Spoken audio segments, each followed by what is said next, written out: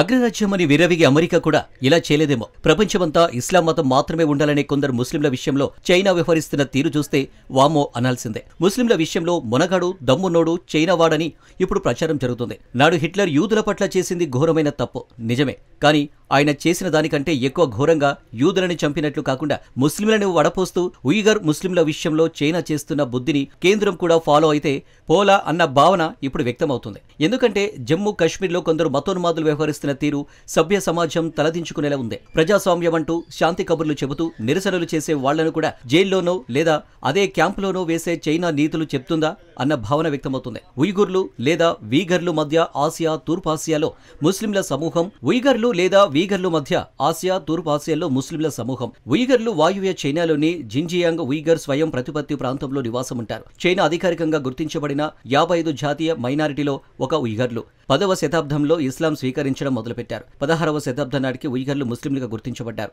అప్పటి నుండి ఇస్లాం ఉయిగర్ సంస్కృతి గుర్తింపు పొందింది. చైనా జిన్జియాంగ్లోని ఉయిగర్లో 80% మంది ఇప్పటికీ తారిం బేసిన్లో నివసిస్తున్నారు. ముఖ్యంగా చైనాలో ఉయిగర్ జనాభా పరిమాణం వివాదాస్పదంగా ఉంది. చైనా అధికారులు జిన్జియాంగ్ ప్రాంతంలో ఉయిగర్ జనాభాను 12 మిలియన్లకు పైగా ఉన్నారని, మొత్తం ప్రాంతీయ జనాభాలో దాదాపు సగం మంది ఉన్నారని పేర్కొన్నారు. అయితే 2003 నాటికి కొన్ని ఉయిగర్ సమూహాలు తమ జనాభాను చైనా అధికారులు చాలా తక్కువ లెక్కించారని, వారి జనాభా వాస్తవానికి 20 మిలియన్లను మించిందని పేర్కొంటాయి. దీనిపై ఇప్పటికే వివాదం కొనసాగుతుంది. 2014 నుండి చైనా ప్రభుత్వం జిన్జియాంగ్లో నివసిస్తున్న ఉయిగర్లను విస్తృత హింసకు గురిచేస్తుందని హ్యూమన్ రైట్స్ వాచ్తో సహా వివిధ సంస్థలు ఆరోపిస్తూనే ఉన్నాయి. వీటిలో బలవంతపు స్టెరిలైజేషన్ చేయించడం ద్వారా జనాభా కంట్రోల్ చేస్తుందన్న ప్రచారం జరుగుతుంది. జిన్జియాంగ్ నిర్బంధ శిబిరాల్లో కనీసం 10 లక్షల మందిని ఏకపక్షంగా నిర్బంధించారంటారు. వీరందరూ కూడా చైనీస్ కమ్యూనిస్టు పార్టీ CCP భావజాలానికి కట్టుబడి ఉండేలా చూస్తారు. వేరుపాటువాదాన్ని నిరోధించడం, ఉగ్రవాదంపై పోరాడడం, ఉయిగర్లకు వృత్తి శిక్షణ అందించడం చేస్తారు. ఉయిగర్లపై జరిగిన దుర్వినియోగాలను మానవత్వానికి వ్యతిరేకంగా నేరాలు లేదా మారణ హోమంగా పరిగణిస్తారు.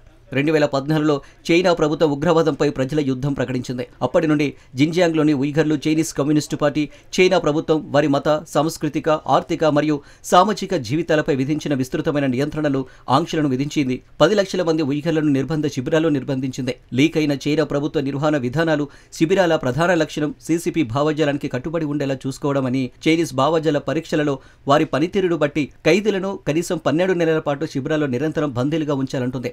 న్యూయార్క్ టైమ్స్ ప్రకారం ఖైదీలు చైనీస్ కమ్యూనిస్టు పార్టీని ప్రశంసిస్తూ కీర్తనలు పాడాలి, వ్యాసాలు రాయాలి. ఇతర విధానాలలో బలవంతపు శ్రమ, ఉయిగరు మతపరమైన ఆచారాలను అణిచివేయడం, రాజకీయ బోధన, తీవ్రమైన దుర్వినియోగం, బలవంతపు స్టెరిలైజేషన్, బలవంతపు గర్భ నిరోధకం, బలవంతపు గర్భస్రావం ఉన్నాయి. 2017 నుండి దాదాపు 16,000 మసీదులు కూల్చేశారు. 2015 నుండి 2018 వరకు హోటాన్, కాష్గర్లోని ఉయిగరు ప్రాంతాలలో జనరేటు 60% కంటే ఎక్కువ తగ్గిందని అసోసియేటెడ్ ప్రెస్ నివేదించింది. మొత్తం దేశంలో 9.69% తగ్గుదలతో పోలిస్తే ఉయిగర్ జననాల రేటు హన్ చైనీయుల కంటే తక్కువగా ఉందనే ఆరోపణను పాకిస్తాన్ అబ్జర్వర్ వ్యక్తం చేసింది. 2014 నుండి జిన్జియాంగ్ ప్రాంతంలో చైనా కనీసం 630 మంది ఇమాములు, ఇతర ముస్లింల మత ప్రముఖులను జైల్లో పెట్టడమో, నిర్బంధించడమో చేసింది. ఉయిగర్ హ్యూమన్ రైట్స్ ప్రాజెక్టు సంకలనం చేసింది.